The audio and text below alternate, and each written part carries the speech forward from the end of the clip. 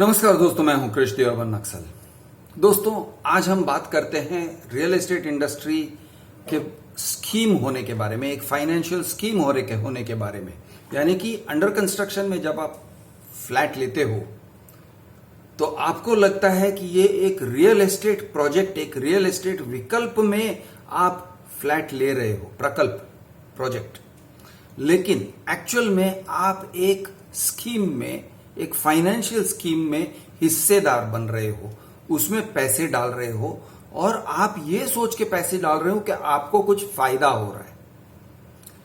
आपको ये समझाया जाता है कि रेडी पोजीशन लोगे तो महंगा पड़ेगा, वेट करके लोगे अंडर कंस्ट्रक्शन मिलेगा, 2025 दिसंबर में तैयार होने वाला है, आज कुछ भी नहीं है, लेकिन आज जमीन है लेकिन हो जाएगा, आप भरोसा रखो। बिल्डर अच्छा है, नाम अच्छा है, रुणवाल है, लोधा है, गोदरेज है, तो आपका ये रियल एस्टेट प्रकल्प में आपको फ्लैट मिलेगा 2025 में। तो आपको लगता है ये डील सेम है। यानी एक तरफ रियल एक्चुअल चीज लेना, एक्चुअल रेडी पोजीशन घर लेना, और दूसरे तरफ 2025 तक वेट करना, पैसे पहले से देना, अभी से देना, और फिर आपको घर मिलेगा, थोड़ा कम में मिलेगा, थोड़ा सस्ते में मिलेगा। आपको लगता है वो बेटर ऑप्शन है, आपको लगता है, और आपके दिमाग में ये बैठाया जाता है कि ये बेटर है, हमेशा बेटर है कि आप अंडर कंस्ट्रक्शन में लो। ये भी बैठाया गया है, आपके दिमाग में बैठ गया है, जबरदस्त बैठ गया है। यानी मैं अगर उसका सवाल भी करूंगा कि देखो दोस्त, अंडर कंस्ट्रक्शन से बेहतर आप जो है वो में लो ना, अस्तित्व में है वो लो ना, रीसेल में लो ना।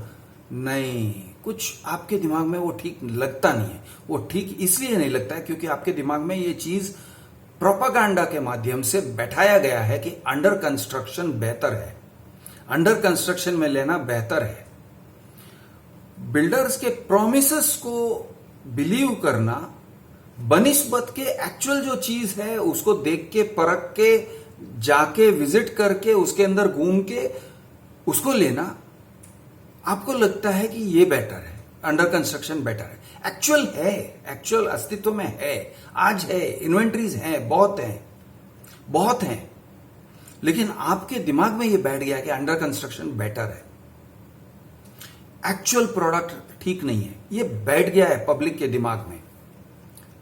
मैं इस बात को दूर करना चाहता हूं, और मैं इस तरह से दूर कर रहा हूं कि आपका जो दूसरा डिसीजन है अंडर कंस्ट्रक्शन वाला, उसके बारे में आपको समझा रहा हूं कि उसका रिस्क प्रोफाइल क्या है और कितना है।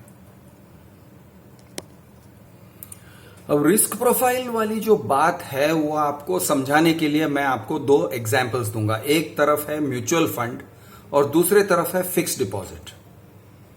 ठीक है, या रिकरिंग डिपॉजिट कर लेते हैं, रिकरिंग डिपॉजिट। और ये साइड है म्यूचुअल फंड का सिस्टमेटिक इन्वेस्टमेंट प्लान। देखने में दोनों सेम लगते हैं।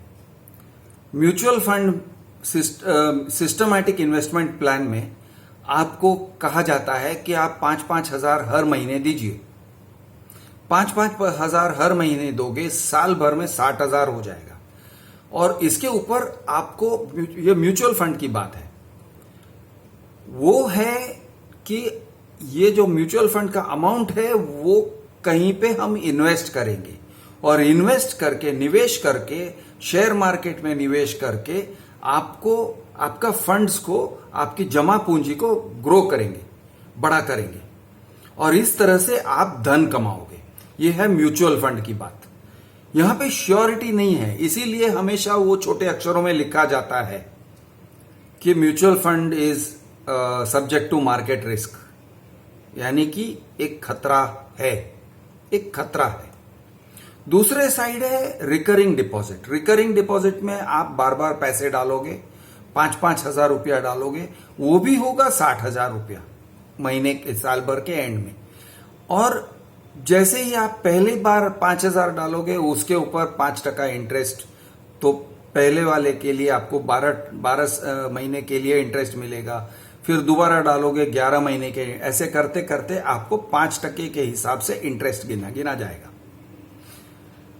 तो ये होता है म्यूचुअल फंड। ये साइड में म्यूचुअल फंड हमने कहा, ये साइड में हमने कहा फिक्स्ड डिपॉजिट। सेफ क्या है?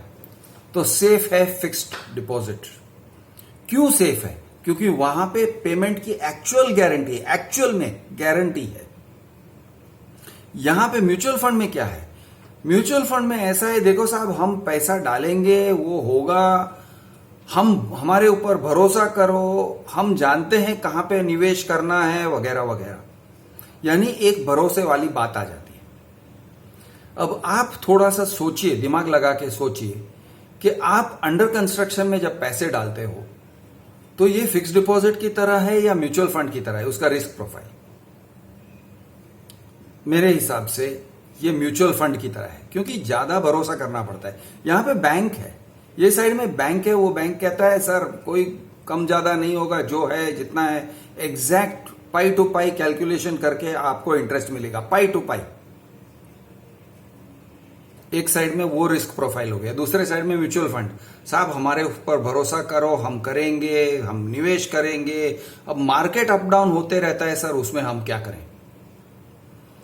बिल्डर्स इस तरह से बात करते हैं, सर हम करेंगे, हम परमिशंस लेंगे, हम सब यानी हमारे हिसाब से ठीक से करेंगे, लेकिन मार्केट अप डाउन हुआ तो हम क्या करें?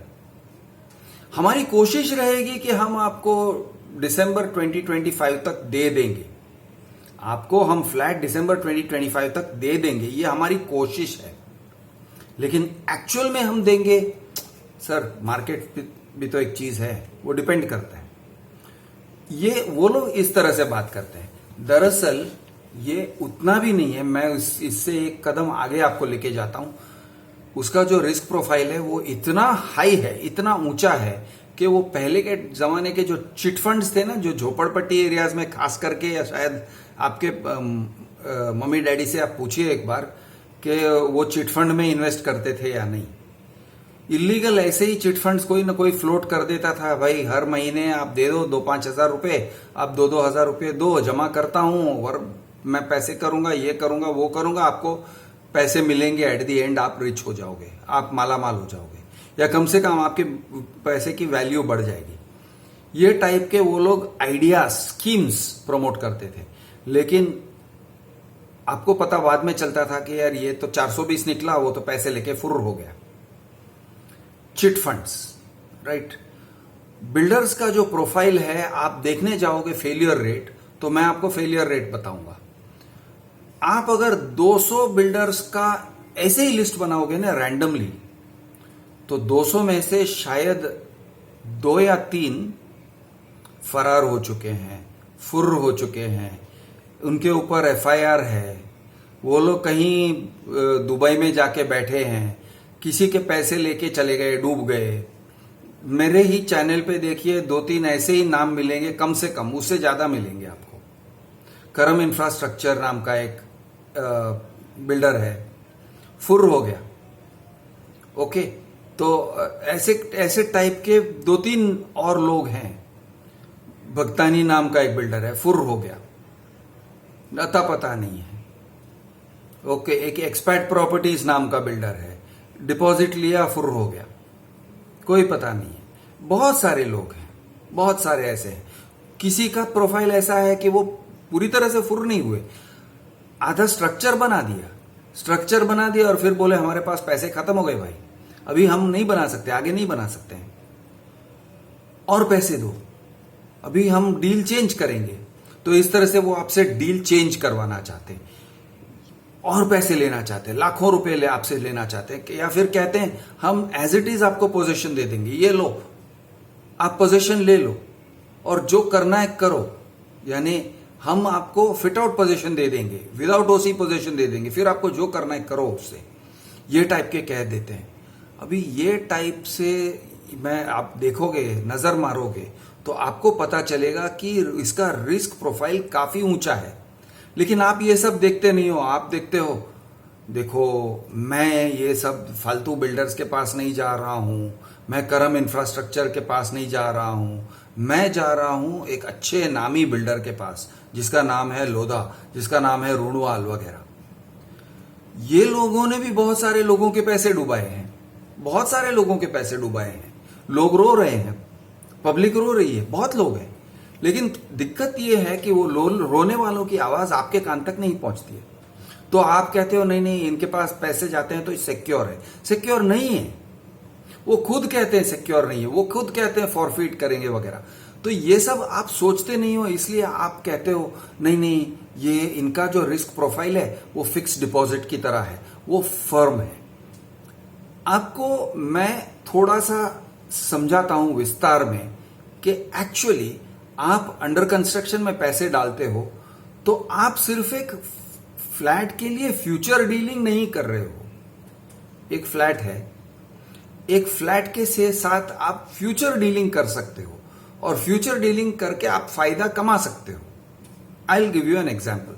मैं आज आपको एक उदाहरण दे रहा हूं। मैं इस घर में बैठा हूं, आप देख रहे हो ये घर मेरे पीछे, मेरे इर्द गिर्द। मैं आपको घुमा सकता हूं, कैमरा लेके घुमा सकता हूं, आपको दिखा सकता हूं मेरा घर। मान के चलते हैं कि इसकी वैल्यू है 2 CR। ओके, एक जस्ट एक हाइपोथेटिकल वैल्यू दे देते हैं, 2 CR का घर है। मैं आपको एक ऑफर देता हूं, मैं आपको 2025 में यही घर दूंगा, एग्जैक्टली यही चीज।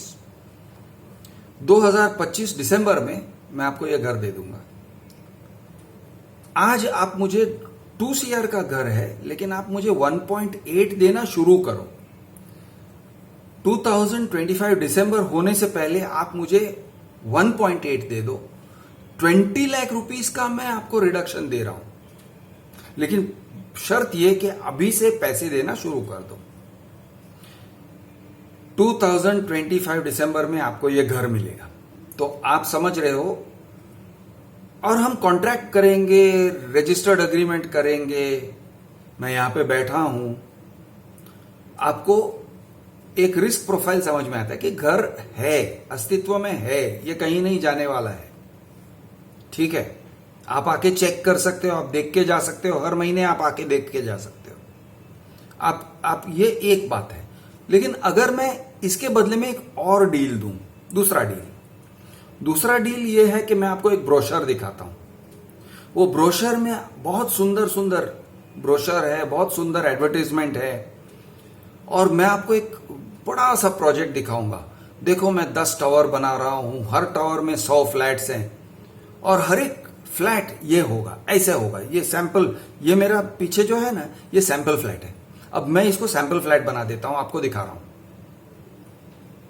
और मैं ये कहता हूं, आज ज्यादा कुछ नहीं है, शुरुआत किया है मैंने, जमीन खोद के रखा है, मैंने एक्सकेवेशन करके रखा है, लेकिन 2025 दिसंबर तक आपको ऐसा ही घर मिलेगा, ऐसा जो आप देख रहे हो। क्या ये दो बातें सेम है? मैं कहता हूं बिल्कुल नहीं। Same value 1.8 CR, same value.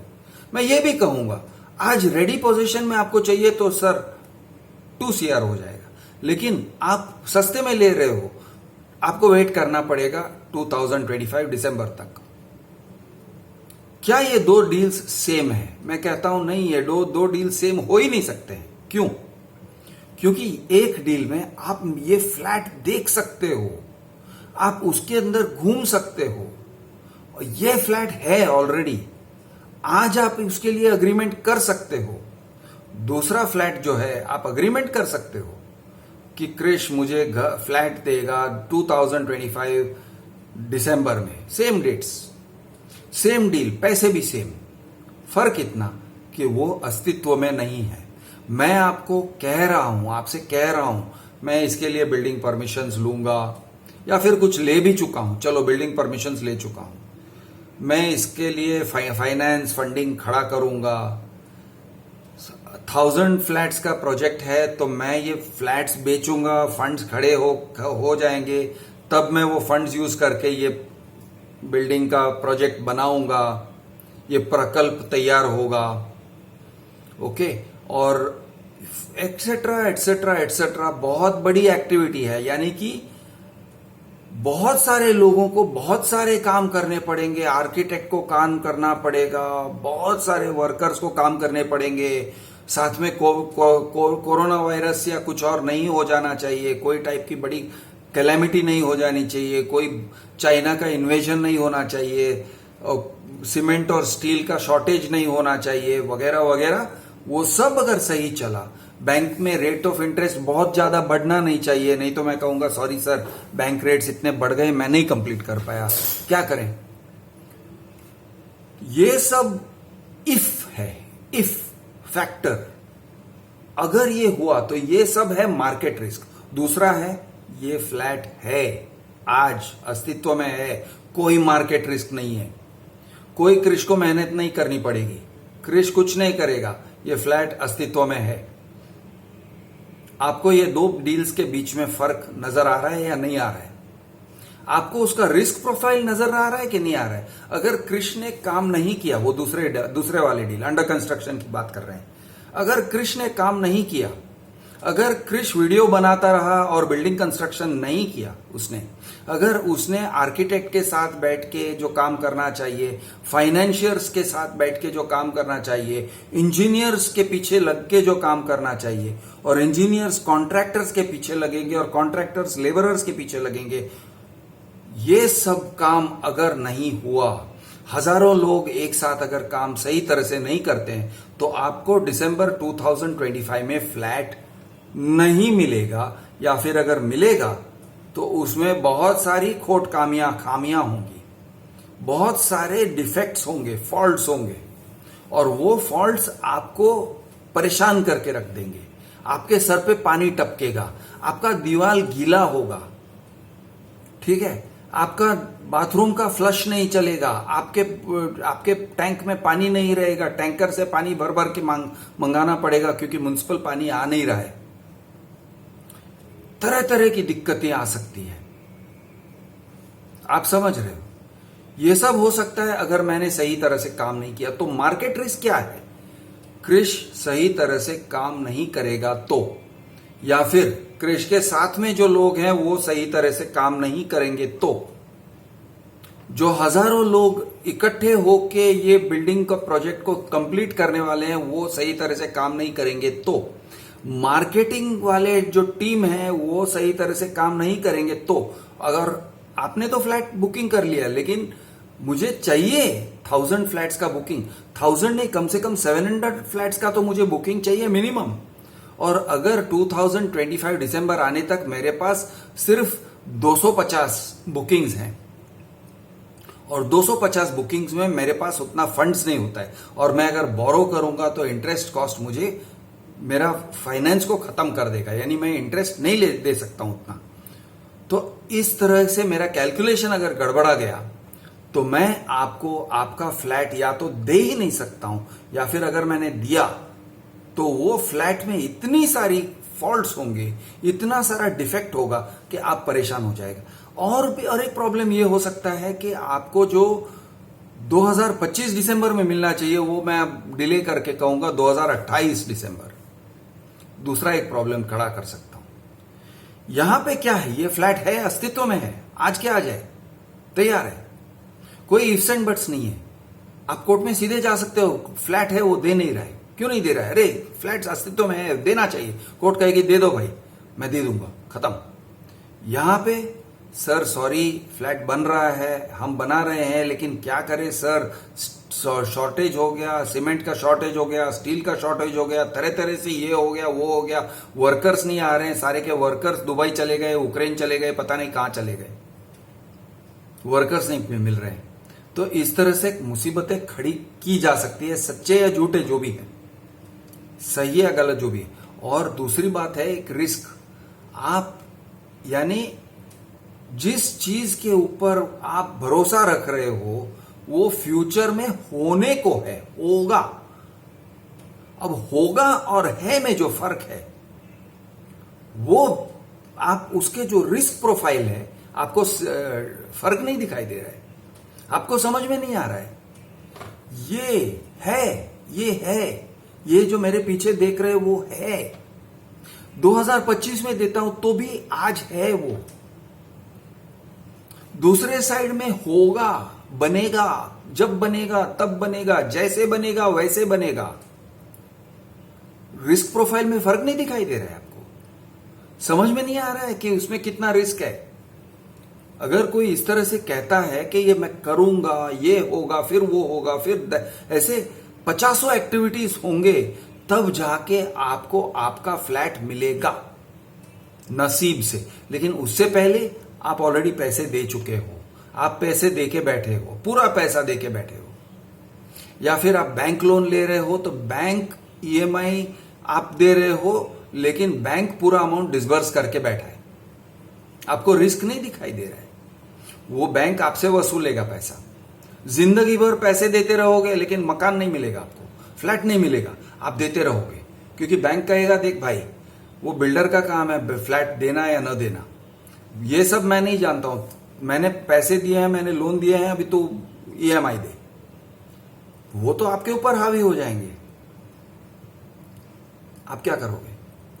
आप समझ रहे हो कि रिस्क कितना लेते हो आप, हैबिचुअली, आदत से मजबूर, आप सोचते नहीं हो, क्योंकि आपके दिमाग में भर दिया गया है कि यार under construction is better than ready position.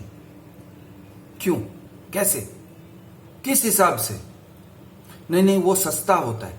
अरे अगर सस्ता भी हुआ तो भी आप जितना अमाउंट ऑफ रिस्क ले रहे हो उसको कॉम्पेंसेट नहीं कर रहा है वो सस्तापन। आपको जो रिवॉर्ड मिल रहा है उससे ज्यादा आप रिस्क ले रहे हो, आप अगर समझ सकते हो तो।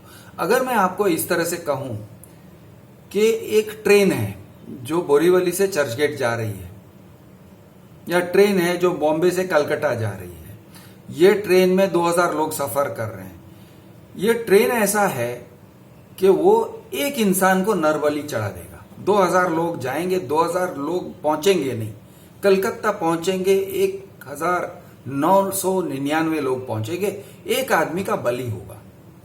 वो कौन है भाई, वो तो हम नहीं जानते हैं, लॉटरी है, किसी एक का बलि, वो कोई एक बलि चढ़ जाएगा, लॉटरी है।